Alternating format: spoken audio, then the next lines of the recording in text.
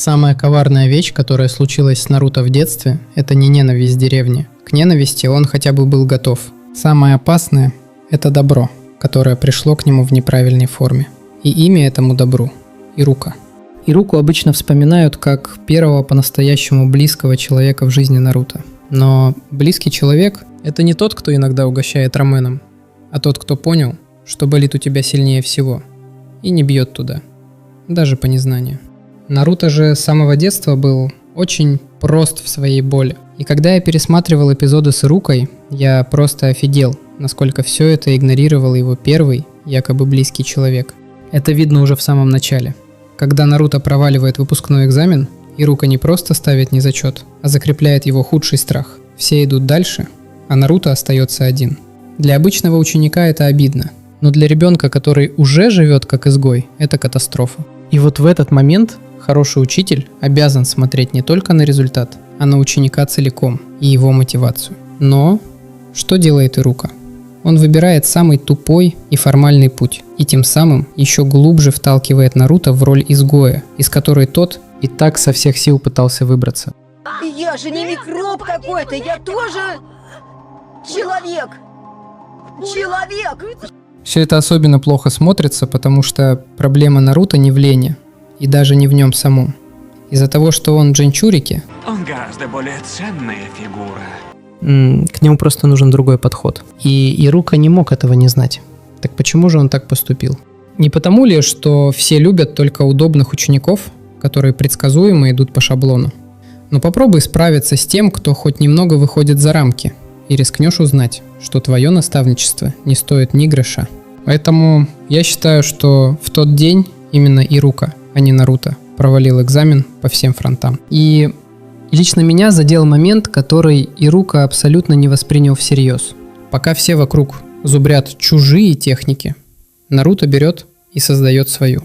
Да, его секси-дюцу выглядит довольно кринжовым, но каким бы оно ни было, создавать что-то свое многократно сложнее, чем идеально пересказывать чужое. И знаете, что в этом самое смешное? Просто послушайте этот отрывок. Правда? Я решил, я стану Хокаге, и тогда все в деревне признают, какой я великий! Именно Ирука внушил Наруто мысль стать Хокаге. И тут у меня вопрос. Если ты запускаешь такую сильную цель, если ты фактически задаешь Наруто смысл жизни, почему ты не делаешь из него лидера? Ирука дарит мечту, для которой нужен явно исключительный человек, а дальше сам же пытается выровнять парня до уровня обычного и удобного ученика. Но его главные ошибки впереди. И первое – жалость к Наруто.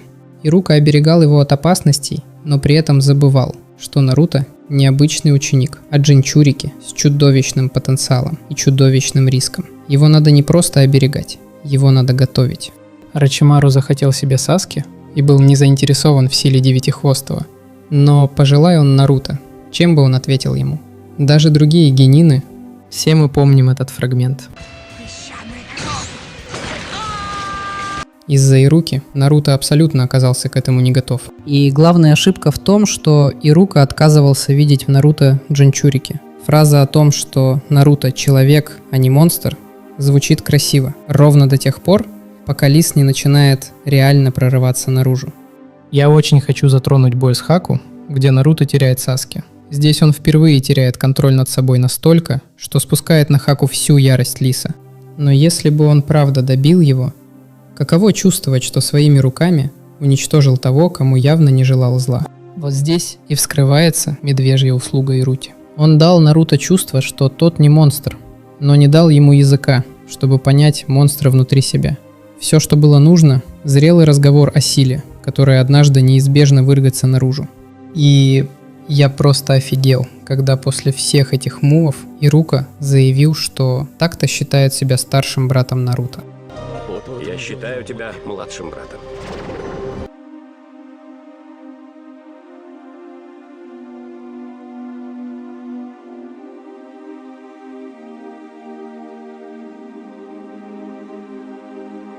А я скорее старался отвернуться от него. Ага. Здесь самое горькое то, что Ирука-то любил в Наруто не совсем Наруто. Он любил в нем исключительно собственную рану. Кто он такой? Одинокий сирота, ребенок-клоун. Ирука видел в Наруто себя, Хотя на самом деле Наруто был совсем другого масштаба, намного опаснее и намного ярче. И заметьте здесь важный момент.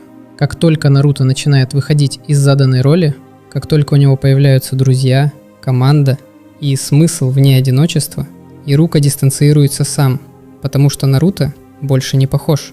Вскоре он смещается в сторону Канахамару, который снова напоминает его самого. То есть это один и тот же повторяющийся шаблон. Ирука тянется прежде всего к боли, которую узнает в себе. И неудивительно, что из-за нее он не видел уникальность и личность Наруто перед собой. Поэтому я считаю, что Ирука – трагическая ошибка, которую Наруто слишком романтизировал в своей голове. Но была ли она во вред? Роль Ируки действительно значима, но это не доказательство его глубины.